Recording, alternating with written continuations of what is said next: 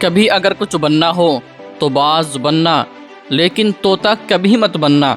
کیونکہ طوطا بولتا تو بہت زیادہ ہے لیکن سارے پنچھیوں کا راجا ہوتا ہے ایک باز۔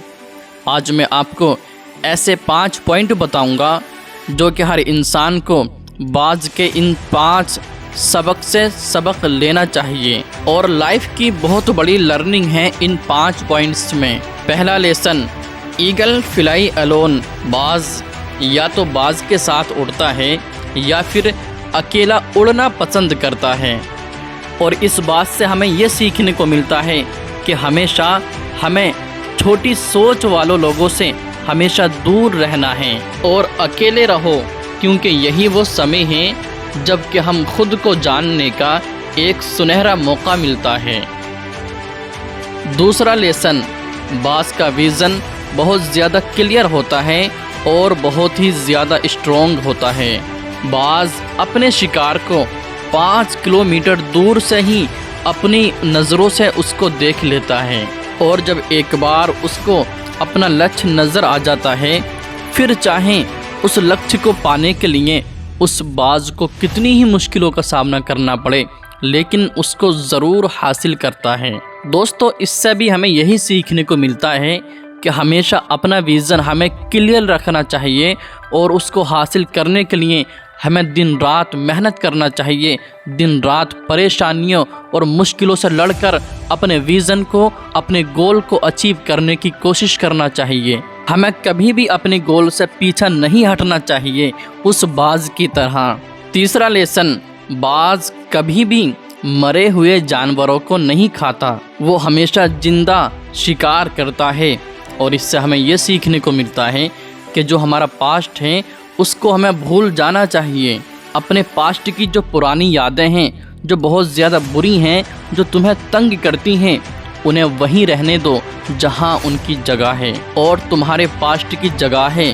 تمہارے پاسٹ میں، انہیں ورتمان میں جگہ مت دو، کیونکہ ایک بار جب تمہارا پاسٹ تمہارے پریزنٹ میں آ گیا، تمہارا پاسٹ تمہیں کبھی بھی پریزنٹ میں نہیں رہنے دے گا۔ پاسٹ میں تمہارے ساتھ کتنا بھی زیادہ برا کیوں نہ ہوا ہو، وہ تمہاری باتیں، تمہارے جو بھی مشکلات ہیں، جو بھی تمہارا اسٹرگل ہے، وہ تمام چیزیں مر چکی ہیں، اور اس باز کی طرح بنو جو کبھی بھی مری ہوئی چیزوں کو نہیں کھاتا۔ ہمیں بھی چاہیے ہم کبھی بھی جو ہماری چیزیں مر چکی ہیں، جو ہمارے ساتھ برا ہوا ہے، ہمیں زندگی نے تنگ کیا ہے، ہمیں لوگوں نے تنگ کیا ہے، ان کو بھول جانا چاہیے اور اپنی زندگی ایک نئی شروعات دینا چاہیے اپنی زندگی کو، اور ہمیشہ ہمیں اپنے ویژن پر کلیئر رہنا چاہیے، اور اس کو اچیو کرنے کے لیے ہمیشہ ہمیں دن رات محنت کرنی چاہیے۔ چوتھا لیسن، جب آندھی طوفان آتے ہیں تو باز بہت ہی زیادہ ایکسائٹڈ ہو جاتا ہے، اور جب بارش ہوتی ہے تو سارے پنچھی چھپ کر بیٹھ جاتے ہیں اپنے اپنے گھونسلوں میں یا پھر کسی کے گھروں پر جا کر، لیکن باز کو ان تمام چیزوں میں بہت ہی زیادہ مزہ آتا ہے۔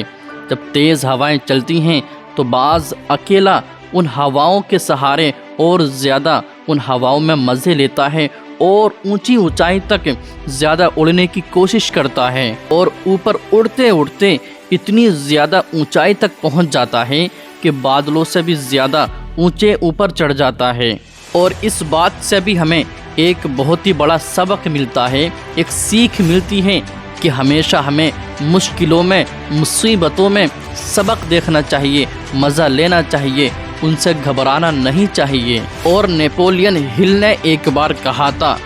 ہر بڑی چنوتی ایک بہت بڑا اوسر لے کر آتی ہے تمہیں کامیاب کرنے کے لیے، اور اس باز کی طرح تم نے بھی اپنے افسروں کو پہچان لیا تو تم بھی ان تمام مشکلوں کے، تمام پریشانیوں کے اوپر اڑتے ہوئے نظر آؤ گے۔ جس طریقے سے باز پہاڑوں میں اڑتا ہے، ہواؤں کا کوئی ٹینشن نہیں ہوتی، ہوائیں اس کو روک نہیں سکتی، آندھی آئے، طوفان آئے، اس کو کوئی فرق نہیں پڑتا۔ اس کا ایک ویژن کلیئر ہوتا ہے کہ مجھے اونچا اڑنا ہے، اتنی اونچے اڑنا ہے جہاں تک کوئی نہیں پہنچ سکتا۔ 5th lesson,